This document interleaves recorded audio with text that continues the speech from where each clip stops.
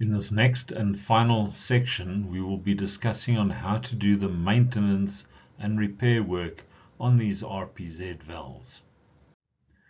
With each valve, when you receive it, you will be getting a chart like this in the installation instructions, which will guide you through the different fault finding scenarios.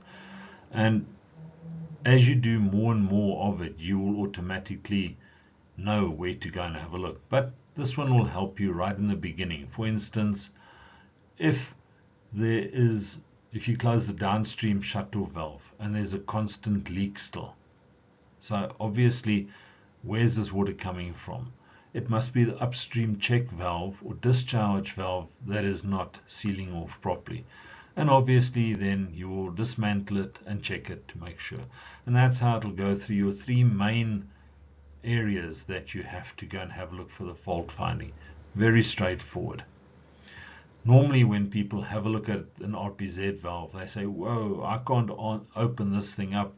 It's far too complicated and so forth. So let's show you how straightforward it actually is. So step one is to just loosen all the nuts that holds the top cover in place. There's normally about 6 nuts, and you can, once you've removed it, the bolts, loosen them off, you can now then remove them and simultaneously take the top cover off. When you do take it off, make sure that the rubber gasket is not sticking to the brass. Ease it off nicely. So you can have a little bit of atomic bonding, so it can be sticking. Don't just yank it off. Ease it off nicely, otherwise you are going to tear the diaphragm. So now you can remove the diaphragm, and while that is out, you can now have a look at your two check valves on the side and your discharge port in the middle. Your discharge port can come out. You can just push it up gently from underneath. But I always say, if it doesn't need to be removed, don't remove it. If you do have to remove it, do it gently so that you do not damage it. It is a metal, but is susceptible to being damaged by sharp objects, screwdrivers, hammers, things like that. While you've now got it out, you can loosen the two circlips and remove the check valves. And you'll see there, don't use the screwdriver to dig the check valve out. I've had that with people that have done it, and they destroy the plastic casings that actually holds the thing together. Don't do it, guys. It comes out easy enough without having to force it. So then have a look at all the sealing areas. Make sure there's no dirt on there. There's no perishing on the diaphragms.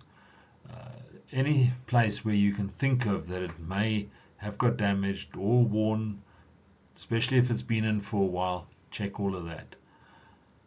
Then next step is obviously to put the thing back together, and you just use the reverse of your disassembly. You put it back together again. And if you want to make sure, take photos as you go along to make sure what it looked like before you actually started taking it out. Any rubber O-ring seals and so forth, lubricate it with a silicone type grease, a food grade silicone grease preferably, because you are going to be getting drinking water through there, and you don't want that to be toxic. You see how easy it was? Very straightforward.